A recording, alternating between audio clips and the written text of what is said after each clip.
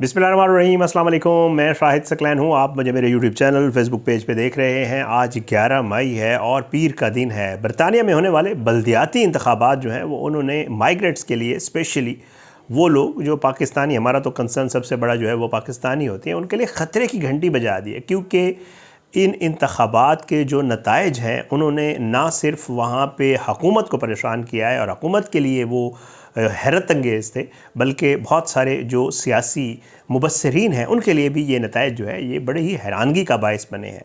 वहाँ पे नताइज देख कर जो है वो जो हुक्मरान पार्टी है केयर स्टारमर की, उसके ऊपर बहुत प्रेशर बढ़ गया और इवन केयर स्टारमर के इस्तीफ़े की बातें भी होने लगी हैं। लेकिन ये जो पार्टी इस बार बल्दियाती इंतखाबात जीती है, इसके माजी को अगर देखा जाए तो ये पार्टी इमिग्रेंट्स के लिए तो बिल्कुल ही ठीक नहीं है। आज की इस वीडियो में आपको बताएंगे कि आने वाले दिनों में बरतानिया में रहने वाले जो इमिग्रेंट्स हैं उनके हवाले से क्या ख़तरा है और क्या कुछ देखा जा रहा है मुस्तकबिल में। आज की इस वीडियो में ये चीज़ें आपके साथ शेयर कर लेंगे। बल्दियाती इंतखाबात में भारी नुकसान, केयर स्टारमर पर इस्तीफ़े का दबाव बढ़ गया है। लेबर पार्टी 1400 से ज़ायद कौंसल नशिस्तें हार गई है। वेल्स और स्कॉटलैंड में भी शिकस्त का सामना है। कई अरकान ने स्टारमर से इस्तीफ़े का मुतालबा कर दिया है और रिफॉर्म यूके और ग्रीन पार्टी को नुमायाँ कामयाबी मिली है।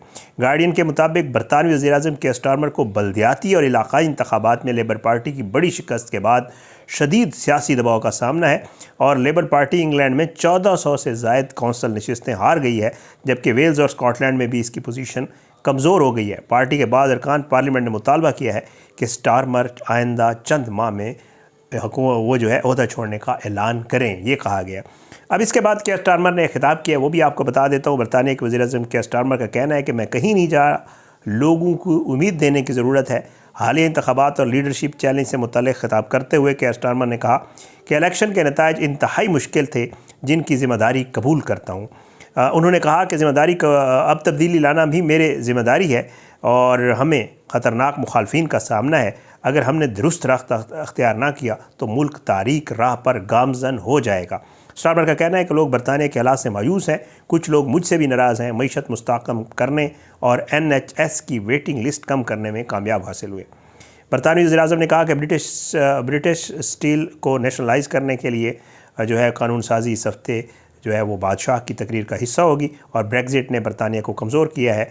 नाइजल फराज जो है वो ब्रेग्जिट के नताइज पर बात नहीं करते और ये है वो नाइजल फराज जिसकी वजह से लोग परेशानी का शिकार हैं। कैसे जनाब, 2026 के जो बरतानिया के लोकल इलेक्शन हैं जनाब, वो उन्होंने सियासत में हलचल मचाई हुई है। नताइज तकरीबन मुकम्मल हो चुके हैं और अब तक के नताइज जैसे मैं आपको पहले अर्ज़ कर चुका हूँ, उसमें जो है वो लेबर पार्टी को शदीद तरीन झटका लगा है, जबकि एक नई जमात यानी रिफॉर्म यूके, ये वही नाइजल फराज वाली है, गैर मामूली रफ्तार से आगे बढ़ती दिखाई दे रही है।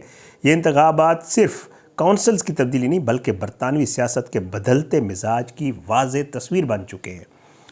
लेबर पार्टी जो इस वक्त इक़्तिदार में मौजूद है, इंग्लैंड भर में 37 काउंसिल्स का कंट्रोल खो चुकी है, जबकि 1300 से ज़ायद काउंसलर अपनी नशिस्तें हार चुके हैं। ब्रिमिंगम, कैम्ब्रिज, ऑक्सफोर्ड इन जैसे अहम इलाकों में लेबर की शिकस्त ने पार्टी क़यादत को शदीद मुश्किलात में मुब्तला कर दिया है। दूसरी जानिब 14 साल तक हुकूमत करने वाली कंजर्वेटिव पार्टी भी बुरी तरह मुतासर हुई है और 550 से ज़ायद काउंसलर्स की नशिस्तें खो बैठी है। कंजर्वेटिव पार्टी 10 बड़ी काउंसिल्स का कंट्रोल बरकरार नहीं रख सकी, जिससे वाज़े हो गया है कि बरतानवी वोटर्स जो हैं वो अब रिवायती जमातों से मायूस हो चुके हैं और ये पूरी दुनिया में हो रहा है।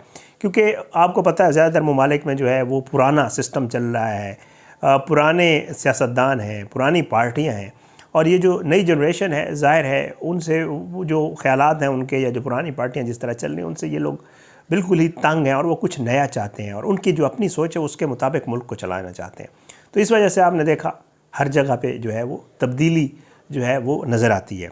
सबसे बड़ा जो अपसेट है वो रिफॉर्म यूके पार्टी ने किया है। ये वो जमात है जिसने अपनी पूरी जो सियासत है, जैसे मैं आपको पहले अर्ज़ कर चुका हूँ, वो इमिग्रेशन मुखालिफ बयानिए के गिर्द उसकी सारी सियासत घूमती है। रिफॉर्म यूके ने ना सिर्फ 14 बड़ी कौंसल्स का कंट्रोल हासिल किया बल्कि कई इलाकों में रिवायती सियासी जमातों को हैरान कुन शिकस्त भी दी है। गेट्स, संडरलैंड और एसेक्स और दीगर अहम इलाकों में पार्टी की कामयाबी ने साबित किया है कि बरतानिया में इमिग्रेशन का जो मसला है अब सिर्फ एक सियासी नारा नहीं बल्कि वोटर्स के फ़ैसलों पर बराह रास्त असरअंदाज हो रहा है। यही बात है जिसकी वजह से मैं आपको कह रहा हूँ कि ये ख़तरे की अलामत है इमिग्रेंट्स के लिए स्पेशली। ग्रीन पार्टी ने भी इन इंतखाबात में बड़ी कामयाबी हासिल की है जनाब। अब तक 377 नशिस्तें जीतने के साथ साथ कई अहम काउंसिल्स का कंट्रोल हासिल कर लिया। सियासी मुबस्सिरीन के मुताबिक ग्रीन पार्टी को मुस्लिम इमिग्रेंट्स और नौजवान वोटर्स की हिमायत हासिल है, जिसने उन्हें मुतअद्दिद इलाकों में मजबूत पोजीशन दी है। दूसरी तरफ लिबरल डेमोक्रेट्स ने भी कई अहम नशिस्तें हासिल करके अपनी मौजूदगी का एहसास दिलाया है। सो जो पुरानी पार्टियाँ हैं, जैसे मैं आपको पहले अर्ज़ कर चुका हूँ, उनका मामला ख़राब होता नज़र आ रहा है। अब सवाल ये पैदा होता है कि आखिर रिफॉर्म पार्टी की कामयाबी की असल वजह क्या है। सियासी तजियाकारों के मुताबिक इस जमात ने सिर्फ इमिग्रेशन मुखालिफ नारे नहीं लगाए, बल्कि सख्त तरीन पॉलिसियाँ भी पेश की।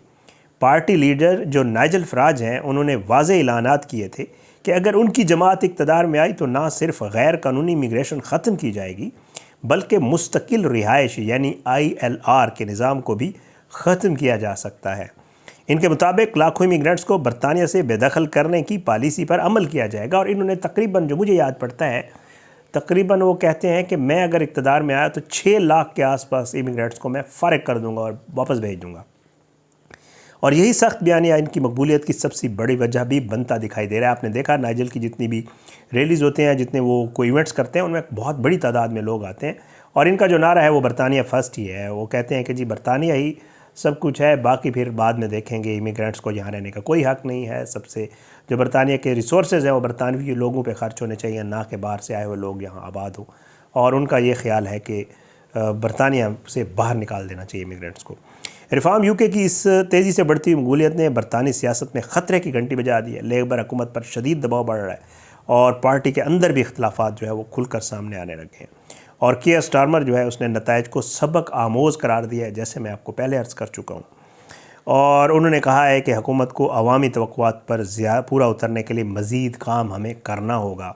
दूसरी तरफ वज़ीर दाखिला जनाब शबाना महमूद साहिबा समेत कई रहनुमा भी सूरत हाल पर तशवीश का इजहार कर रहे हैं। और इनको अब ये नज़र आ गया कि ये मामला तो इनके लिए ख़राब होता जा रहा है। ज़ाहिर है सियासी माहिरीन का ये मानना है कि अगर यही रुझान बरकरार रहा तो आने वाले जो जनरल इलेक्शंस होंगे उनमें रिफॉर्म पार्टी यूके जो है वो बरतानिया की बड़ी सियासी ताकत बन सकती है। और अगर वो सेंटर में चली गई ये जो रिफॉर्म पार्टी है, तो यकीनी तौर पे जो नारा वो लगा रहे हैं या जिस नारे पे लोग उन्हें सपोर्ट कर रहे हैं, उस नारे पे उन्होंने अमल दरामद शुरू कर देना। और फिर जो इमिग्रेंट्स वहाँ रह रहे हैं, चाहे उनके पास वहाँ ILR है, चाहे वो वहाँ पे उनके पास नेशनलिटी या जो भी है, ये लोग उसके ख़िलाफ़ बहुत बड़ी बड़ी कार्रवाइयाँ करेंगे।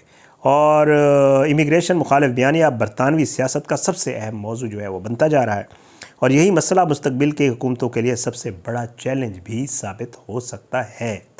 जनाब अब ये जो रिफॉर्म पार्टी के रहनुमा हैं, ज़ाहिर है क्योंकि अब इनको कामयाबी मिल चुकी है। पहले ये इलेक्शन कैंपेन कर रहे थे और ये नारे लगा रहे थे इमिग्रेंट्स के ख़िलाफ़, तो अब इनको कामयाबी मिल चुकी है। तो भाई अब तो वो ज़्यादा ही ज़ाहिर बात है, जैसे कहते हैं ना कि चौड़े हो गए हैं। अब तो उनको पता चल गया कि भाई हम जीत चुके हैं। और लग ये रहा है कि क्योंकि उनको ये पता है कि हमें जीत किस वजह से और किन नारों पे मिली है, तो ज़ाहिर है आने वाले दिनों में जो उनके नारे होंगे या उनके जो बयानात होंगे या उनके जो मुस्तकबिल का लाहे अमल होगा, जिसका वो ऐलान करेंगे यकीनी तौर पर जीत कर, वो पिछले बयानियों से और पिछले मामलात से ज़्यादा सख्त होगा। और उनकी ये कोशिश होगी कि अगर वो हुकूमत में, पहले तो कोशिश होगी कि वो किसी तरीके से हुकूमत में आ जाए, और अगर वो हुकूमत में आ गए फिर जो है वो बरतानिया में रहने वाले जो इमिग्रेंट्स हैं, जो हमारे ब्रिटिश पाकिस्तानी भी हैं, ज़ाहिर बात है जितने भी लोग वहाँ पे आबाद हैं, उनके लिए मुश्किलात होंगी। सो ये जो नताइज थे इंतखाबात के, इसने पूरे जो है बरतानिया में रहने वाले लोगों को परेशान तो कर दिया। ज़ाहिर बात है, देखते हैं आने वाले दिनों में क्या मामला बनता है और क्या सूरत हाल बनती है। इंशाअल्लाह इस तरह की जो भी चीज़ें और जो मामलात सामने आते हैं मैं आपके साथ ज़रूर शेयर करता हूँ, क्योंकि हमारे पाकिस्तानी जो ओवरसीज़ पाकिस्तानी उनका कंसर्न्स होते हैं, वो इस चीज़ के ऊपर डिस्कस कर रहे होते हैं, बातें कर रहे होते हैं। तो कोशिश होती है कि जो हक़ाइक़ सामने आते हैं वो आपके साथ ज़रूर शेयर किया करें। अपनी दुआ में याद रखा करें। अल्लाह हम सबको अपनी ज़ुबान में रखे। अल्लाह मेरे जो इमिग्रेंट्स पाकिस्तानी बहन भाई ओवरसीज़ हैं उनको अपनी ज़ुबान में रखे। अल्लाह हम सब पे अपना रहम करम करे। इजाज़त दें, इंशाअल्लाह अगली वीडियो में मुलाकात ज़रूर होगी, लेकिन बशर्ते ज़िंदगी अपनी दुआ में याद रखा करें। आपसे दरख्वास्त है कि अगर आपने अब तक मेरा यूट्यूब चैनल सब्सक्राइब नहीं किया तो इसे सब्सक्राइब करें और मेरी वीडियोस को लाइक और शेयर किया करें। अपना फीडबैक कमेंट्स की सूरत में, मैसेजेस की सूरत में, सोशल मीडिया मैसेजेस की सूरत में मुझे ज़रूर दिया करें। मुझे बड़ी खुशी होती है जब आप लोग नीचे कमेंट करते हैं। कुछ लोग तो मुसलसल एक ही कमेंट करते रहते हैं, उनको देख कर भी खुशी होती है। लेकिन ये है कि बहरहाल अपने आप को सही करने का मौका मिलता है। इजाज़त, इंशाल्लाह अगली वीडियो में मुलाकात ज़रूर होगी। पाकिस्तान जिंदाबाद। अल्लाह हाफ़िज़।